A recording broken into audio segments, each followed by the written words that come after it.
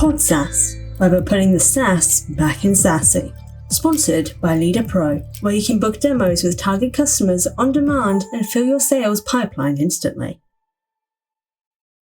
Hey everybody, welcome to another episode of Pod SaaS. I'm your host, Chris Shang, and today we have Dave Blake from ClientSuccess coming to us from Utah. Is that right? Silicon Slopes in Utah. Awesome, I love it. I love it. How are you doing? It's a busy time as it's, I guess any time as a founder is a busy time, but doing very well. It's snowing here in Utah. It's supposed to be spring weather, but we've got a little bit of snow right when the snow ski resorts close. So it's a kind of interesting day today. Tell us the quick elevator pitch for ClientSuccess, and who makes a great customer for you guys. ClientSuccess, we're a customer success platform. And so we're everything about managing the post-sales experience, measuring customer health, and then maximizing that post-sales revenues. We sell to B2B SaaS companies, typically to VPs of customer success or chief customer officers. And we're all about that, just helping with that post-sales experience and driving high retention and growth. So it's a great space. The category is booming right now, and we're just having a lot of fun being a part of it. How old is the company? We've been around since 2014. Okay. And so primarily based here in Utah, but also, we've got a distributed team and a global customer base. Got it. How large is the team right now? About 35, Wow. Small and mighty team. Nice. But great team. We're really excited about the group that we've assembled. So before we get into the story for ClientSuccess and also your personal background in terms of how you got to starting and becoming a founder, which is always the interesting story, we have a series of just like rapid fire questions. Again, very general, nothing too crazy, but a good way for us to get to know you. So if you're up for it, we can just jump right into it. Let's do it. Awesome. First question is very easy, but it's, who's your favorite entrepreneur, or do you have like a favorite startup story that you refer to? I think one of my favorite entrepreneurs is Ryan Smith, founder and CEO of Qualtrics. He now owns the Utah Jazz. And I'm just a big fan of Ryan. I think he's built an amazing company, but he's also done so much more. I think he's always said that I want to be known for more than just being a founder of Qualtrics. Mm-hmm. And so he's done so many philanthropic initiatives, and through it all, I feel like he's done a great job of being grounded, of having that balance between business and family, and just being able to create a legacy. And so I'm a big fan of Ryan Smith. That's a good one, and a new one for us. I don't think I've heard that one yet. So good one. Keeping it local too. I feel like. Awesome. with the fellow Utah guy. Yeah. Growing up as a kid, 8, 9, 10 years old, what did you want to be? I always wanted to be a doctor, actually, a surgeon. Okay. Yeah, I lived in a neighborhood and all my friends' dads were doctors, and that was like this glamorous role or job, and so for many years, even in college, all the way to my junior year in college, I was pre-med. Really? And then just realized that path wasn't for me. I always say I could be a great doctor if I didn't have to take chemistry and physiology and some of those classes. But I switched my junior year, took some business classes, and never looked back and continued on a business. So being a founder, obviously we wear tons of hats, and I'm sure you've done that, especially since company's almost a decade old, right? So what's been one of the things that you've had a love or hate, or it could be both, love-hate relationship, in terms of like a skill that you picked up along the way that you never thought you would have this strong emotional disposition towards? Great question. I didn't anticipate being an entrepreneur. I did it late in my career, which is a little somewhat unique. I like building. I like building people. I like building cultures. I like building solutions. And so, and I love the concept of product. I'm not a product founder. I'm more of a subject matter expert founder. I came from this background in customer success, but I love the concept of creating. And so every aspect of building a product and building a company has been fascinating to me. any particular facet of that, like whether it's like managing people or mapping out a product roadmap, anything like that? Yeah, I think I just love being able to define a vision with a great group of Mm, leaders, and then being able to see that come about brick by brick. got And it. so taking it from concept to reality is has been really fascinating to me, and I really enjoy that. I certainly am a people person, and I love the people aspect of it as well. That's always been something throughout my career I've really enjoyed. But I think new for me, being a founder, is just this concept of have taking an idea and concept and Mhm. actually seeing it and seeing it come through, and you're like, yeah, people are paying for this. This is cool. Yeah. And so that's, once in a while I'll pinch myself and just say, you know what, this is really neat to be able to have ideas and see them come to life, and companies and businesses and individuals benefit from them. Yeah, I can relate to that statement. The idea of like having something that just sat in your mind and then having it come to fruition through code, right? Like, and not me personally, not being a technical founder either, but like somebody who is able to try to like map those things out and then have somebody do a transaction with you to actually realize that product or service. There's no feeling quite like it, and it's like unless you go out and you take that first step to venture off and build something, you won't necessarily feel that. And it's crazy, but like that got me hooked. That my first startup was 9 years ago, and it was more of like a consumer product. But then just going through that experience and realizing that and having it become transacted was it for me. But I get that feeling for sure. Yeah, it's addicting for sure. um, cool. I have another question here. This can be personal or professional, but what has been one of your most painful experiences? And I'll provide some context because I feel like a lot of growth, exponential growth, typically comes from a place of extreme discomfort, a situation where you had to creatively come up with problem solving or a way to box your way out of a corner. Um, so has there been anything like that, an impetus moment for you, again, either professionally or personally? I feel like as a founder entrepreneur, like a lot of those times, those two categories are intertwined pretty strongly. So, but either one. Yeah, maybe I'll give a one a personal. Actually, it came to mind because of an experience I had this morning. I had lunch with a former employee of ours, or Mm, excuse me, breakfast with a former employee of ours, a young professional who we brought on as an intern, and he started his career at ClientSuccess. Um, and one of the most painful aspects that I had early on in our business was not being able to fulfill all of the needs of great employees, if that makes sense. mhm. I always say when that employees look for they look certainly for compensation, they look for professional growth, and they look for personal growth during the experience. And usually companies I believe, have to provide at least two of those consistently, and otherwise people will go. And I think there's been times in our career where we hadn't been growing as fast as we wanted, or we weren't able to provide professional growth, Yeah. and to where they had to go elsewhere to find one of those three. That pains me, because I want to find great people and have them here for the journey. Yeah. And so this was an experience this morning where great employee just needed one aspect, a different experience in his professional development, and ended up going to another company.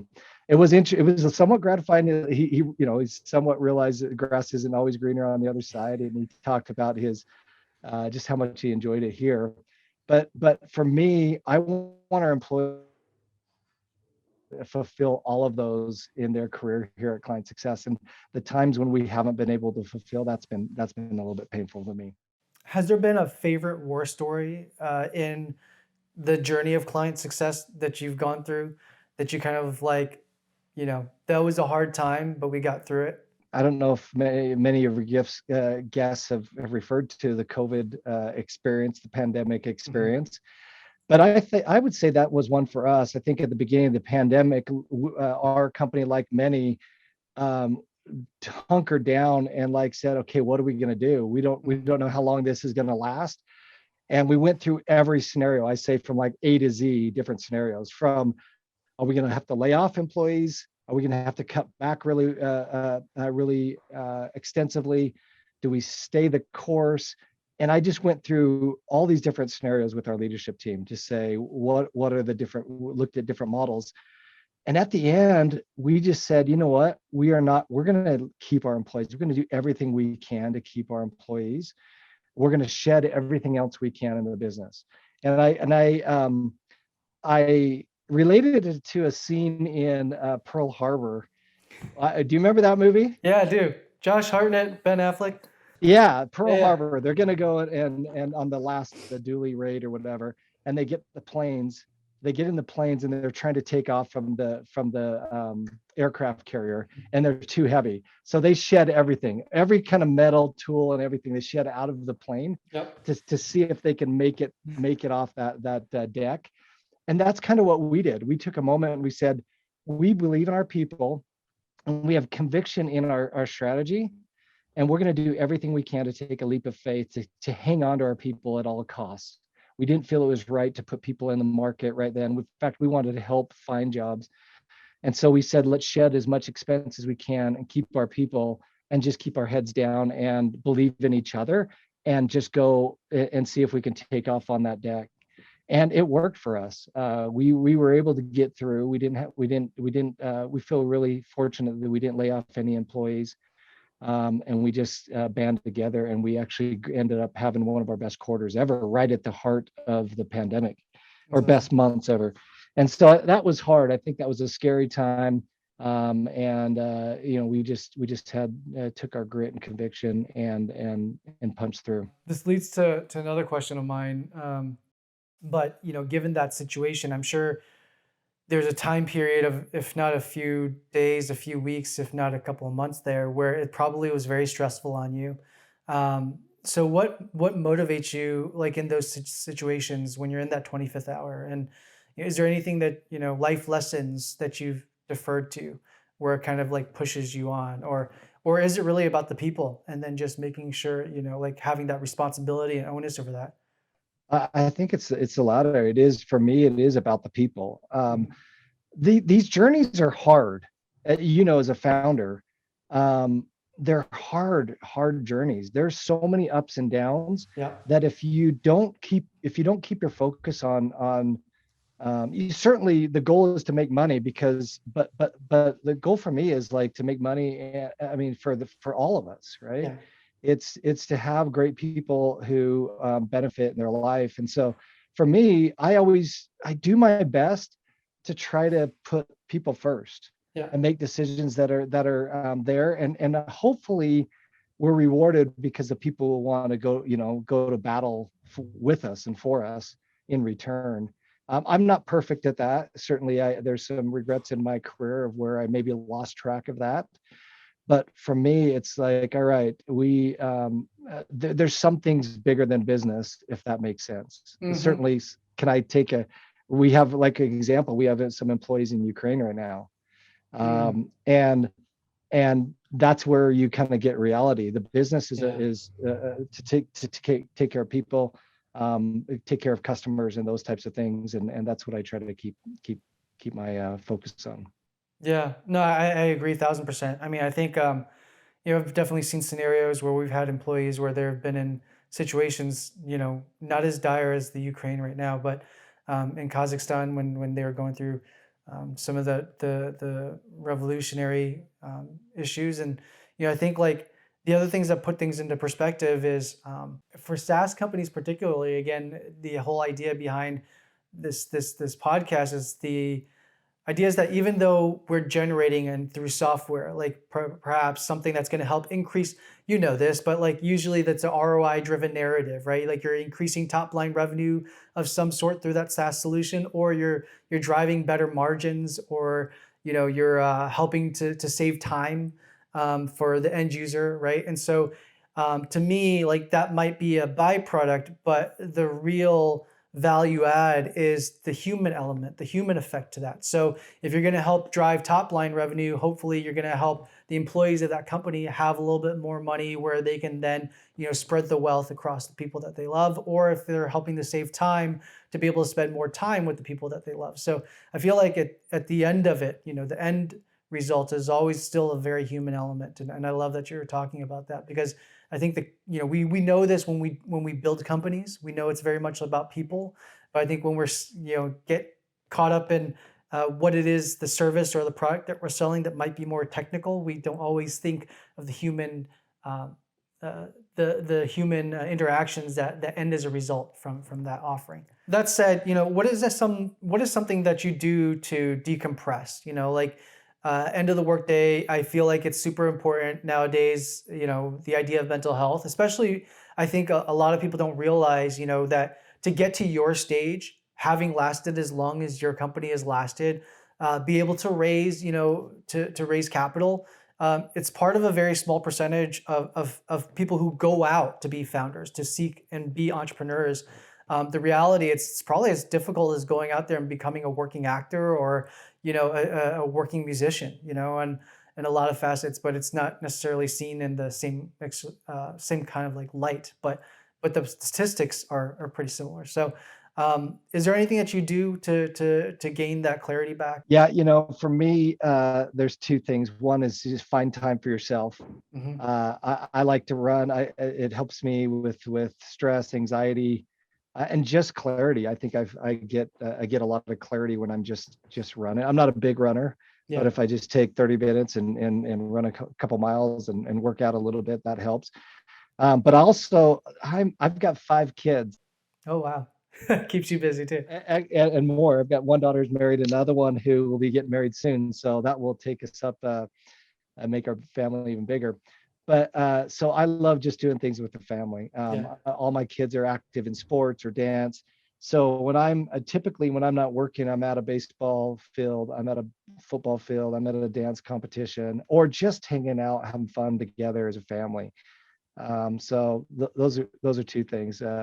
Find time for myself, but then spend as much time as I can with the family. Last question here, and it's the idea of legacy, which I understand can sometimes be self-serving. So I put it in this context, which is, what kind of impact do you want to leave on the world? Is it, is it family driven? Is it innovation driven? Anything? It could be anything, but any things that you want to leave before you leave this planet? My whole goal in even building a business was to build a business that had impact on the world and had impact on individuals. And I'll go back to what I said is like, my dream is to be able to have a great business that has class and character, and that teaches that in others, and that can really just have an impact on the world and individuals' lives. That's really what I want, but doing it in the right way. Awesome. So that was it for the rapid fire questions. It wasn't too bad, too painful or anything, right? Cool. So, this is the part that I really think is interesting because, I think like there's a lot of people out there that want to be entrepreneurs or want to be founders, but they might be stuck in a holding pattern for whatever reason. It might be mental. It might be, a certain set of responsibilities or what have you. And a lot of the great conversations I've had so far with these different guests has been like, had their journey to like kickstarting that path. Because I guarantee, like, the funny thing is, I don't think I've had a single founder in almost like 40 plus episodes now where it was like somebody who like dropped out of college and like was like that Zuckerberg story. Like nobody was like that. Everybody has had life experience, or they had like domain expertise in whatever it is that they ended up building. So I'd love to like learn more about your professional background prior to ClientSuccess. And then when did you start getting that like founder bug or the entrepreneurial bug? Was that something that was always stemming in the beginning of your professional journey, or was that something that kind of matriculated and grew over time? Yeah, I didn't anticipate being a founder in my adult professional life. I think I come from a large family too, and my brothers and I, we had 5 brothers, and we were always entrepreneurial, doing things when we were young and in college, just to hustle and make money, right? But my story was that I was with a company called Omniture that was based here in Utah. It was the leading web analytics company for many years in the enterprise space. and grew like crazy, went hyper growth, an IPO, and then was acquired by Adobe, which is actually just across the highway here. And I started out on the front line in customer success, and then scaled up to where I was running global enterprise and strategic customer success for that part of the business at Adobe. And after a decade of doing that, I just had a blast. I was able to see all kinds of stages of company life, and and benefited significantly professionally and financially and socially myself, right? Those three things that I talked about. But was ready for a change and ready to kind of build for myself. And I thought about, as I looked at it, do I want to go and join another legacy, or do I want to create a legacy myself? And fortunately, I was in a spot where I had benefited from my journey, that I could invest in myself. I could take a leap of faith at that late in my career with 5 kids, which would be, but I was able to self-fund the initial idea and take a leap of faith and go after it. And so a scary moment, scary situation, but really fortunate. I felt fortunate to be in that position to take that leap and have a little bit of cushion to take a bet on myself, if that makes sense. That is a fortunate position to be in. Not everybody gets there. But I've had at least a handful of guests where that's kind of been their path to entrepreneurship. I think though there is this element mentally of risk, right? Like it's like you could be very comfortable and very stable in that kind of a situation, right? And then, but it's almost like this. I don't know what it is. It's a tickle, or it's a thing within you that you want to push or challenge yourself in a different way. Could you walk us through what that was like? Because having a family of 5 kids, and I'm sure your partner, you have to have that support, that conversation, right, to make that decision. I feel like obviously that's also a big part of it, is to get the support. When did you know that you wanted to build this ClientSuccess? What was the idea? How did you validate the idea to get enough conviction to make the investment, both financially and just time, right? Like, away from family, away from stability, and take that risk? Like, was there any underlying factors there that you saw where you're like, I have to do this? Yeah, I think it was progressive. I think what really got it started, and I don't know if I've told this story, is like when I was at Adobe, we had another vendor who was a previous partner of Adobe, and I was new. They had just acquired us, and this vendor did like outsourced customer success. So we had mastered it at Omniture. I mean, one of the reasons why Adobe bought Omniture was because of our customer focus. And we had built, we were a SaaS company from the beginning, and I feel like we were some of the early pioneers in some sense of customer success best practices, a large global team and those things. And so I got to Adobe. They already had this partner that was doing some part of their business, outsourced customer success. And I remember my boss said, "Hey, I'm going to bring them in, and they want to learn everything about SaaS. They've done non-SaaS account management, customer success. Will you just share all of what you guys have learned?" And so, because they may take a portion of our business, and they wanted to take that. So I went into that meeting and started in that meeting. And during the break, I pulled my leaders in this aside, and this probably isn't the best thing. I said, "There's no way in heck I'm going to give them all our best practices. We should do this." And that's kind of where it first came to mind, to say, you know what, I do have some expertise that could be applied more broadly in this space. And just at the back of my mind, started thinking about it, and I really didn't have any idea until later, when I decided, you know what, I'm ready for a change. I'm ready. I want to build. I want to create a legacy myself. Let's give it a shot. What do we have to do? Let's take 6 months, and let's start building, and let's give it a shot and see if we've got something here. I would say, like you said, spouses and partners, absolutely critical. My wife, Bobby Jo, was amazing to believe in me and to have that patience and courage as well. It takes you have to have that support. Yeah. It does not work without it. So I'm so grateful for her. And then we took 6 months, and actually the first investor in our business, besides me, I put in a little money, was my former boss at Omniture, Josh James, who's a legendary CEO at Omniture and then Domo, founded Domo. He liked the idea and he believed in customer success, but really he was just helping me out. And I just really appreciated the fact that he believed in me and he gave me a shot. He gave me a chance to go and pursue my dreams.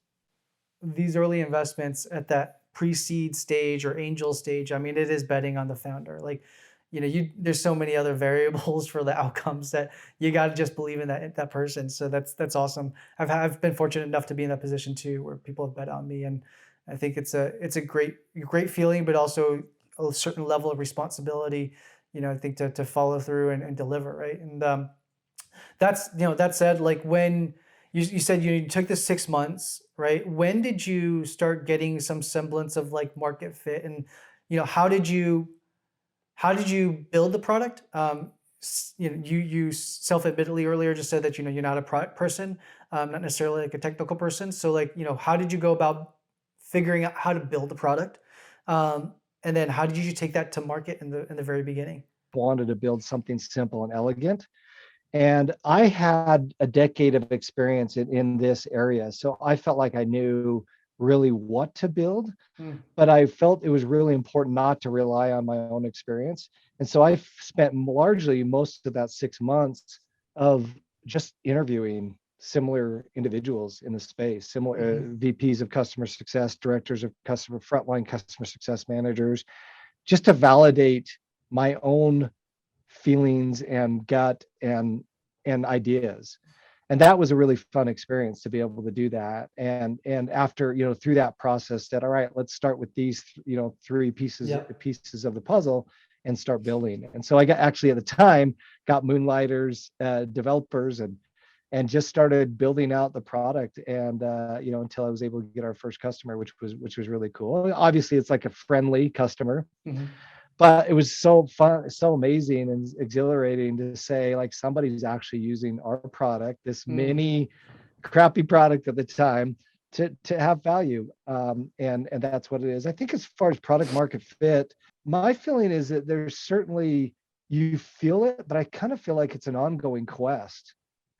And in SaaS, things move so fast that sometimes you can move in and out of product market fit over time. So I feel like initially we had it pretty well, and then I feel like we made some difficult decisions, and we slowed down, or not lost product market fit, but fell behind, if that makes sense. Yeah. And so I kind of feel like this is this constant journey of product market fit. There's different stages of product market fit, and I still feel like we're still trying to come to the next phase of product market fit, even at the moment, even though we've been around for a while. Yeah, no, that does make sense. I mean, you speak my language there. I mean, I feel like growth is in stages, right? And what I've seen just historically is like you see startups at various stages, various years of existence, where they get to steps. So, like getting to steps for a SaaS product is like getting to the first 3 to 5 million in ARR isn't like too crazy. Once you kind of like figure that part of it out, but then you end up in like a holding pattern. And this is what we've seen, where it's like 6 months, a year, 2 years, where the growth, becomes static. It becomes, it doesn't get past there. And you need to get unstuck from there, whether it's like revitalizing the product or going after a different market, realizing what a better fit for a market, better vertical might be for a customer.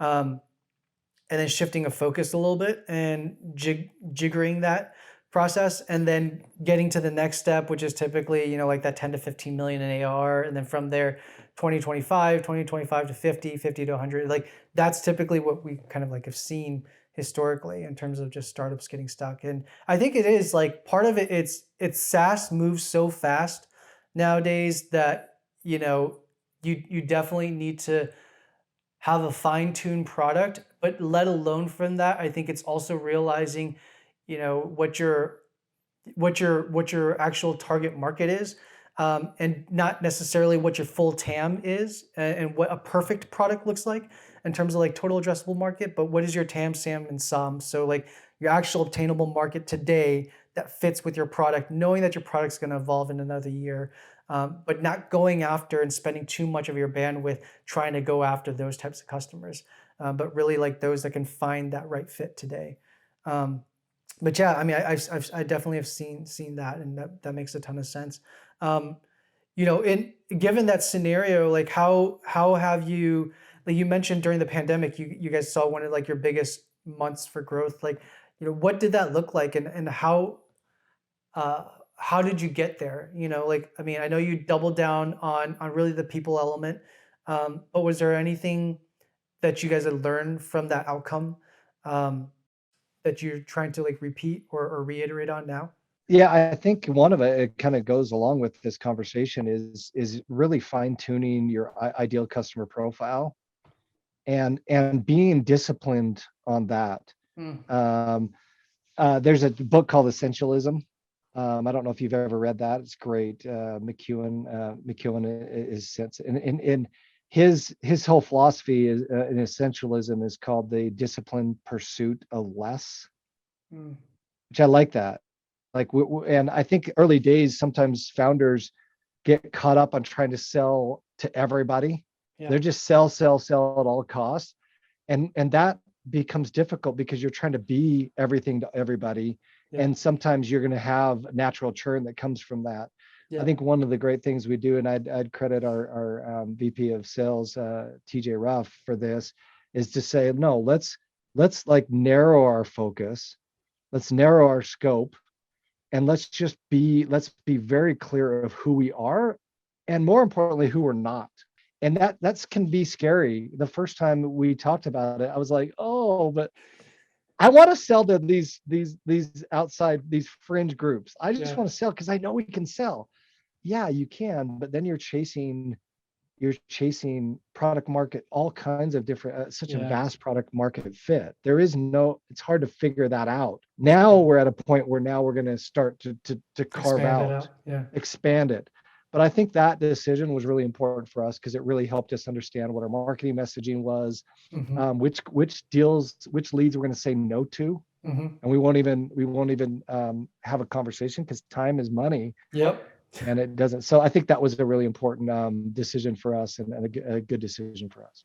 Yeah, I speak about this all the time, but I think the idea of like going after the super large enterprise type deals, like a lot of times there's a couple of issues with that. Like it's super long sales cycle. It could end up being a super long sales cycle, and it may not close. And then ultimately also when you put your a lot of your eggs in that kind of a basket, you might customize your product too much to that very targeted customer because you're afraid of losing them. And what ends up happening is that you don't necessarily have a scalable product anymore. You're become basically an outsourced dev house for that particular customer. So I think, having focus is super important. And is that something that was that something that was realized during the pandemic and now you guys are staying the course of that? Or is like that something that was realized, maybe a little bit earlier than that? We've had our own experiences, like you said, the sexy allure of closing a big enterprise deal. I remember one where the potential was like $1 million deal for us, which would be, fantastic. But chasing that deal derailed everything in the business for so long. And then unfortunately on this one, we didn't get it for various reasons. And so we've learned now about the value of saying no sometimes, or at least just saying, hey, this is who we are. We know who we are. We fit really well. We'd love to partner with you if we're a good fit, if there's mutual, rather than doing that. Now, there's a certain balance. We believe in having this certain balance. We love it when customers and prospects pull us a direction, but we're more disciplined in saying, are they pulling us in the direction we naturally want to go, versus pulling us down a direction that is more chasing money versus chasing opportunity. But are they taking us down a path that we really didn't have in our long-term vision? If so, we may pass on that deal, because we know it'll hijack everything. But when we see that the current going the direction we want to go in, then we're like, all right, all in. It may be painful and it may be difficult, and they may take over a short-term roadmap, but we know that it's going to accelerate our long-term vision. And so that's kind of how we've evolved over time through good and bad, painful experiences. I mean, I think that's where all great learnings come from, is those painful experiences. It's failing a lot of times and finding the stuff that works, and then having the understanding that that's just the exercise, that's just the nature of things, is like, and then hopefully over time it's less failures, because of learnings, and knowing how to do things a little bit more efficiently, but it's still a lot of experimentation. So awesome. That being said, as we wrap up here, because we're hitting on the top of the hour, is that if 5 years time, where do you see client success? Is this something where you imagine some sort of exit, taking it public, or really just like, keeping it private and then just growing this to really owning the full, customer success space, and realizing the full potential that this can become? Yeah, I think our goal is to have a thriving global company in 5 years. And we want to be in a position where we can choose our outcome, whether that be, I've seen and been a part of companies that have gone public, and I've seen and been a part of companies who have been acquired. And I think really where founders and companies want to be is they want to be able to have the option. Yeah. Should we go public? And is that the best path for us to continue to grow and expand and take care of customers and employees and those? Or is there an amazing opportunity, either acquire companies or be acquired, that will help us accelerate our long-term vision?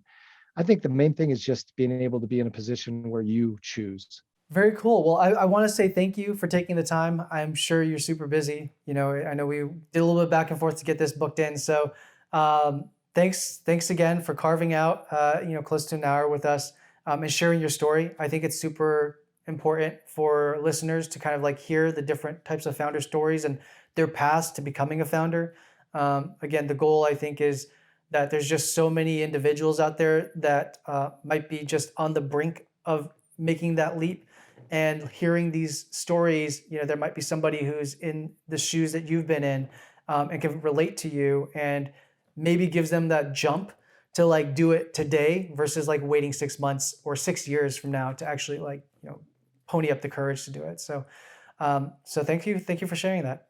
Yeah, you bet, Chris. It's been a lot of fun. I'd say to those, if you're thinking about it, have the courage and bet on yourself. It's a lot of fun. It's tough. It'll be one of the hardest things that you've ever done in your life. I got these gray hairs from this experience, but it'll also be one of the most rewarding things that you've ever done in your life. So I wish everybody the best of luck. And Chris, I really appreciate you having me on. Awesome. Thank you so much.